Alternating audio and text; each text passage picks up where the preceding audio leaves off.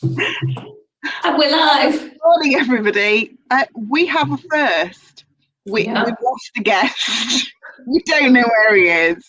So good morning to Be Career Confident, your weekly career crowdcast where we support you on careers. And, one of the things that you have to do when you're in your career is deal with difficult situations and things that get thrown at you. And, we're adept at doing this. But the wonderful Nick Bailey was all prepped and raring to go on Tuesday night. And I will also say to you, he is a personal friend of mine. So I know we haven't been right royally dumped by somebody because, this guy is, as I say, very good. He's here. I can see him in. Whoa, hang on a minute. Hang on. Where is he? Oh, here we go. So, look, he's used to these situations. So he'll be up and live and ready. And ready to get some grief from me in a minute. So this is, think about it. If you're in an interview situation, or if you're the interviewee and people don't turn up or you don't have something, you just have to go with it. Oh, you're in trouble. Oh, you're in trouble. We are live. I've just been winging it. I'm not sure he can hear you yet either. He can't, can he? The smile will come soon. It will when the relief sets in. Anyway, so we're talking about difficult, tricky interview questions. So maybe, Nick's going to be ready for this when the difficult question comes of, where were you? Right, guys, we'll just give him a couple of minutes just to try and settle in because there could be some issues with his mic. It looks like his mic's off at the moment. Yeah. But we are... Sorry, Charlotte. No, he's saying, can you hear me? Okay. Nick, your mic's off. We'll get that sorted. Yeah, we'll let him go. So today we're going to be talking about tricky interview questions. For those of you who saw our crowdcast last year, we had the fabulous Nick Bailey with us last year. And for those who don't recognise him, Nick started his career in acting. And there's some transferable experience here of when you are in a profession and an acting profession, of when you turn up and you're present in your career and your job. Nick's career has then developed into being an MBA student, passing his MBA and working now for the University of Birmingham, and has moved into leadership. And we had an interesting conversation on Tuesday as well. As you guys know, we prep on Tuesdays, and there's something I certainly want to bring Nick back on a future session, because there was the word leader versus leadership. So he will be back talking leadership. But for now, let me just ask my good friend, where the hell were you? Wow, where the hell was I indeed? You're quite echoey, by the way, so yeah, I'm having some real IT issues here, let me tell you. And I'm echoing back for some reason. Yeah. But I'll try my best. That's intriguing. Yeah. I'm really struggling here with the IT. Do you want to go off and come back on? Yeah, let me see if I can sort this out. Suffice it to say, I've had a few IT issues, but it's one of those things. I just wanted to say, firstly, thanks for having me. Secondly, as far as this experience is concerned, I thought it would be best for me to talk to you about my own experience. That's the best way to approach this. And I haven't had a lot of interviews, but I've had a lot of auditions. Yeah. Nick, we're going to have to get you out. Come back in because it's really noisy. We'll carry on chatting, so don't worry. Okay. You go out, come back in. We'll let you back in, promise. Wow, honestly, one of the interesting things that we talked about when we were talking on Tuesday and we were preparing. So for those of you who haven't joined us before, this is a whistle stop half an hour. And follow myself and Charlotte on LinkedIn for any more careers and support advice. But in this half an hour, we prep on a Tuesday. And one of the things that we came out with, we were discussing was, okay, tricky interview questions. But actually what we said was, there isn't a tricky interview question if you're in the right frame of mind and you're present, which this then became the whole discussion. So, Charlotte, I know we both agreed on this on when we were talking on Tuesday about actually there isn't a tricky interview question. Do you want to expand on what your thoughts were when we started exploring that? Yeah, absolutely. Where do you start on that question? It was really a case of going back to basics. Are these questions really tricky, or do we just not want to answer them? And that really led on from last week. And for those of you who joined us last week, you'll know we had Gavin and Michelle on whilst we were debating, how do we answer questions about time off, or when we've, been away, or we've had periods out of the business and we're coming back, or basically justifying any gap on the CV. And the last group of people we talked about is those who didn't want to talk about it at all. Categorically, I don't want to discuss this. And actually, one of the things that came up from that is the fact that it was quite an emotional topic, and that's why potentially people were a bit more guarded. And that got us thinking into this week, the tricky questions, are they not just tricky because there's something in us that doesn't want to answer them? It's our emotional side, it's our prejudged thought on them that's making us think that they're tricky. So, for example, someone asks you about something that's happened at work, or they say, tell me a time, and Nick talked about this example again on Tuesday, tell me a time when you've dealt with a tricky situation with your boss. It's like, well, you automatically go, oh God, does that mean the situation was bad with my boss? And it's like, well no, but humans automatically go, oh, there's an issue, and we panic. And because nerves are quite high, because we're in an emotional situation anyway, our default is negative. So actually, we wanted to flip it and say, hang on a second, guys. And we'll talk about this more in a minute. Nick's nearly there, and it's going to be exciting, folks, when you can join us. But he always... Oh, do I hear noise? Can you hear me now? Oh, we can hear you now. You're loud and clear. Okay, good. Apologies to everybody present, but thanks for having me. These things happen, and I've been struggling with the IT. I still have an echo in my ear, so I'm desperately trying to focus on what comes up first, audio-wise. And this is a case in point. I was all prepared, ready to start the talk today. And then I got into some IT difficulties, which I'm struggling with at this point. But what I had to do, what I did just then, is exactly what I wanted to talk to you about today, which is to step back into his presence. Now, as Charlotte said, when you go into something thinking this is an interview, what are the tricky questions going to be? In a sense, you're conditioning yourself. You're setting you up in a context within which you're in some kind of exam. There's success and failure. You'll either be able to put your point across successfully or you won't. You'll either get the job or you won't. And when we set ourselves up in these polarities, what happens is we create stress in ourselves. And it's not our fault, because we're raised in systems that pit us against other people, pit us against ourselves. So I think as far as presence is concerned, it's an incredibly important thing that I've discovered recently as I've been training in it. And what I mean by presence is not just being present, being focused, having that focus sustained. What I'm talking about is the ability to drop into a state which is how things are, checking in with myself, okay? Seeing things as they are. I could have panicked, I could have sweated just now. I could have freaked out about how angry Charlotte and Ruth are with me at this moment. Don't look at me, it's not me you have to worry about. Well, but it's a case in point. We've all been in those situations where something unforeseen crops up.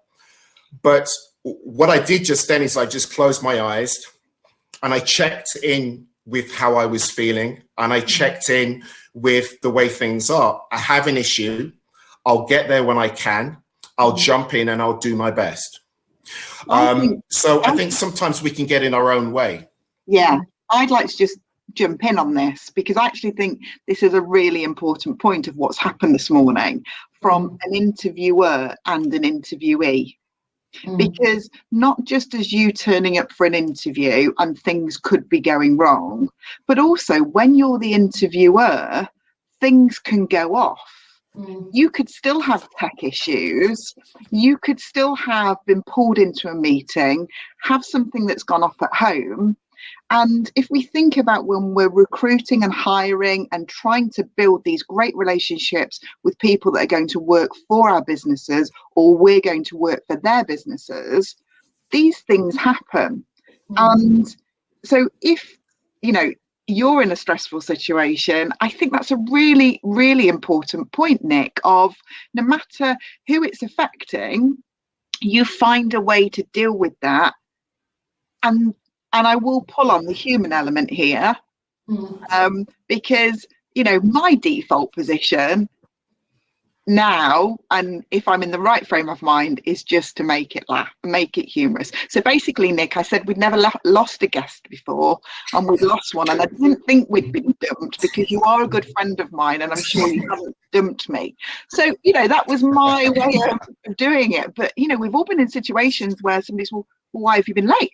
20 minutes late, and immediately you've got that defensiveness. Well, it doesn't, for us as human beings, what does it achieve? And absolutely.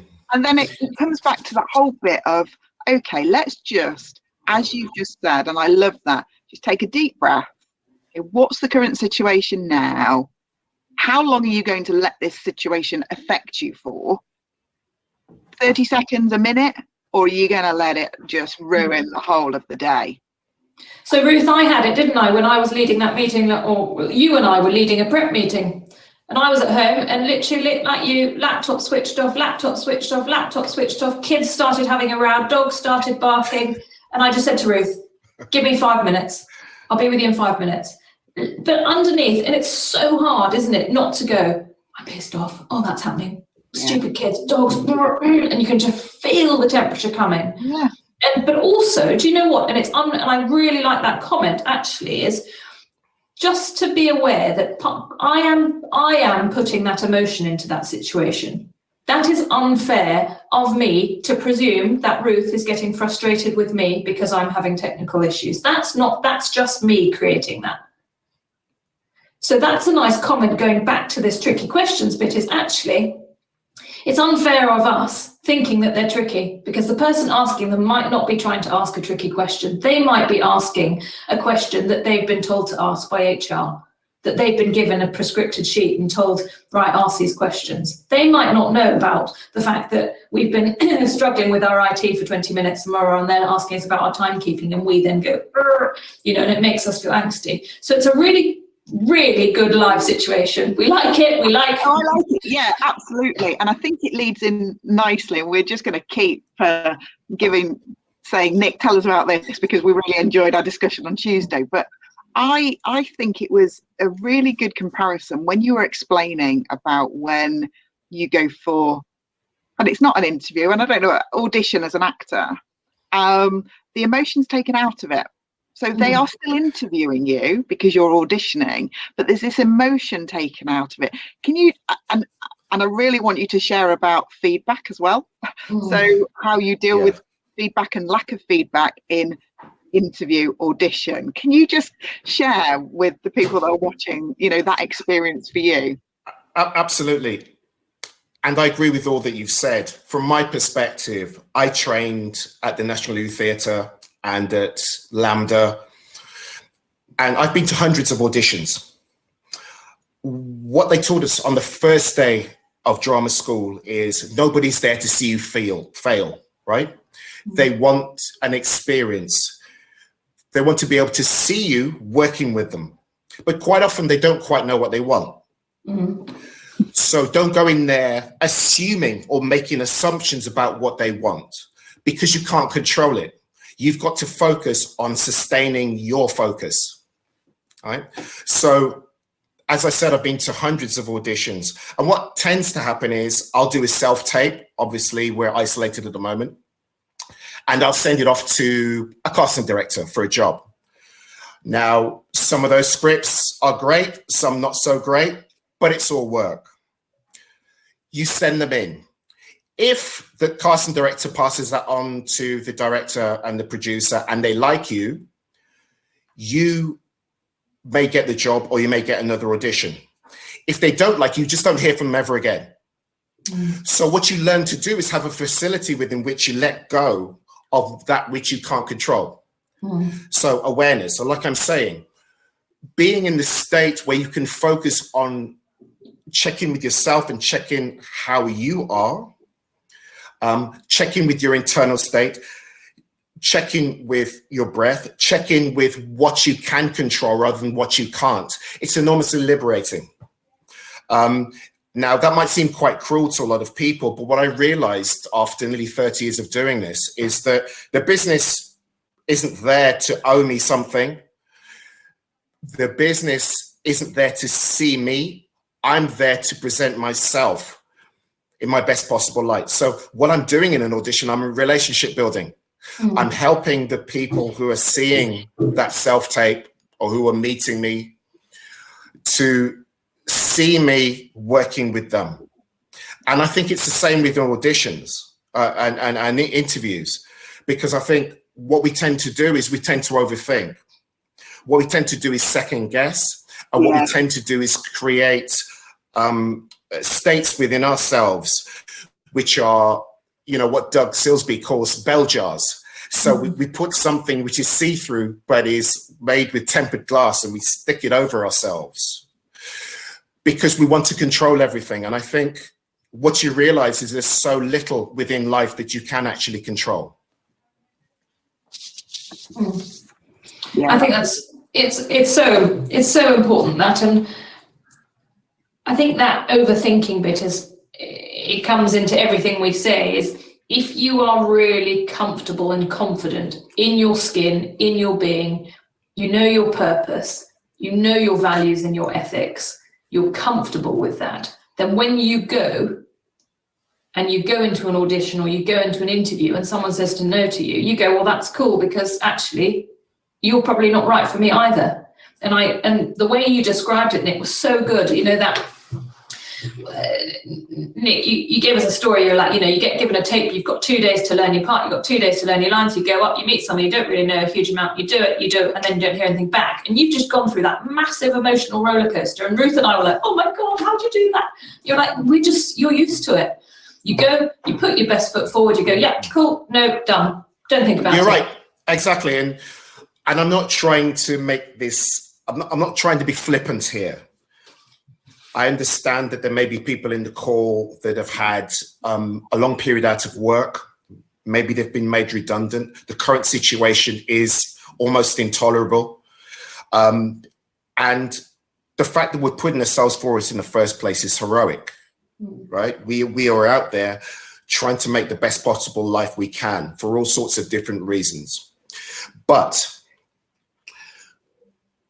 if I go into an audition in a state of desperation for what the audition can give me, rather than focusing on what I can give to the role or to the job, then that creates all kinds of layers. I become encrusted in this kind of perpetual and really thick crust of negativity, where I walk in almost having self-defeated.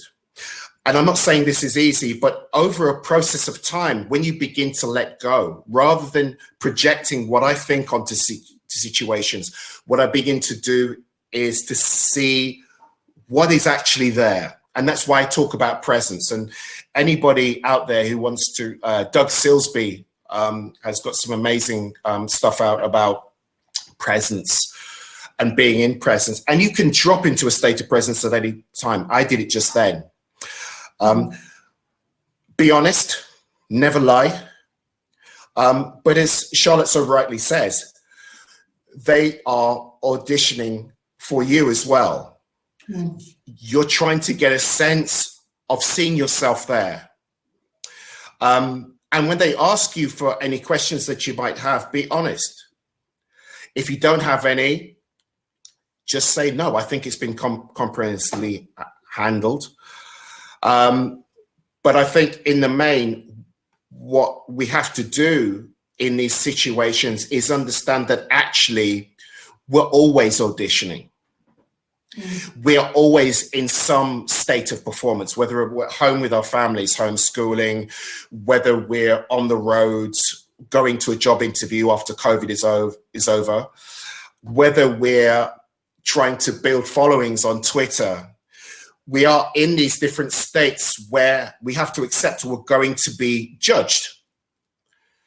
What we can't do is get stuck in trying to manage that judgment. We have to release ourselves from that responsibility and focus on our goals, be compassionate and kind to ourselves, and create mindsets within which our true, authentic selves can come forward. And ultimately, that's the best chance you have of getting a job anyway. And I think it's that hard balance, isn't it? And it's so similar. You know, you talk about people being out of work. That's going to be the same with actors, isn't it? You know, they constantly going for audition after audition and not getting a part. And, you know, that affects their income, that affects their home life, that affects everything within their career. It's the same with anybody currently going for that job interview, whatever it may be, is about learning how to take the emotion out of it to a certain extent. So not that we're emotionless, but to have some control, the things that we can control, do our preparation, research as much as we can, look at the job descriptions, research the organization, look at their social media presence, look at everything that they've done so that you are prepared for the role that you want to go for and you turn up as the best version of yourself. Then the tricky interview questions, they just melt away because they're not tricky.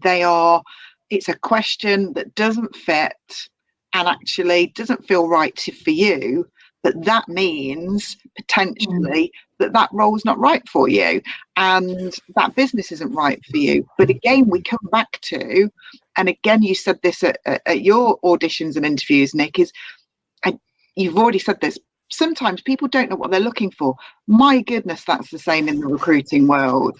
When people are interviewing, they're thinking they might want this job spec and they've got an image in their mind, but actually somebody walks through the door, they meet somebody on camera and they think, oh, this person's got something. Actually, I know I thought I was looking for this, but I think we can flex this role. I think we can mold this role within our organization because I can see some really good skill here, some really good value and some really great behavior. So maybe we can change something a little bit different. And you know, it's about being comfortable. You've said this already, being comfortable with who you are, what you can do, be present, prepare, and turn up is what I have to turn up. Yeah. And you have to be focused. You have to be in the moment. So Tracy just mentioned in the chat, rehearsing before you interview. It's all out there. This stuff is all relevant. What I'm saying is that when you step into that room, trust your preparation, trust the process, trust your ability to show them that you belong, but don't try and be anything that you're not. What I'm saying is prepare, trust yourself, and leave it at the door. When you walk in there, it's two human beings trying to make a connection. Yeah. And that's ultimately the emotional element of the interview. That's where the secret sauce is. It's so true. It's so true. And I love that because actually you've got to build a rapport with that person. It's not dating, but it is speed dating. Can you get there? Is there enough that you're interested in talking to them more? And is there enough that they want to hear more about you? That's it. You know, we've all been, but there's a vulnerability, isn't there? And I think that as soon as we feel a little bit of that vulnerability, if they might not like me, that's what we then worry about. And it's so, this will make Ruth laugh. So as everybody knows who follows these, I love reading, and I love reading all the books about confidence and, you know, like Nick, Presence and the Daily Stirk and this, but I was given Matthew McConaughey's Green Lights book. And if those of you who've seen it, if you haven't read it, please do. It honestly was one of the most fun reads I've read in ages. Very much on the lines of everything we talk about. But, you know, there you are. And it's quite appropriate to talk about today. You've got an actor there who is known as his rom-coms. That's what everybody put him in as. Everybody knew he was a rom-com actor. But for 2 years, he said no to things because actually he didn't feel that those roles were authentic to him. He couldn't put enough of who he was and his values and his ethics and who he was as a family man. And he hung fire for 2 years. And not all of us can do that. You know, he was in a position where he could. He'd earned his money and then could step back and say, right. But was really, and he talked a lot, and actually, Nick, you've talked about it, that acceptance bit and that humility and that authenticity about when we're looking for things. If we have those things, then it makes the process easier because our decision making is so true to us. But yeah, I love Lynn. Yeah, well done, Lynn. I love it. So if those of you who haven't read it, do read it. But yeah, it's quite interesting to see who has read it. But authenticity,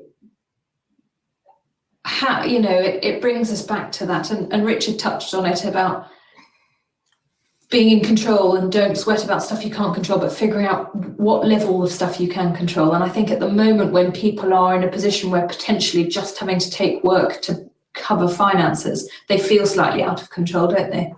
We all feel slightly out of control because we are not in control. We're being told to adhere to rules and regulations at the moment.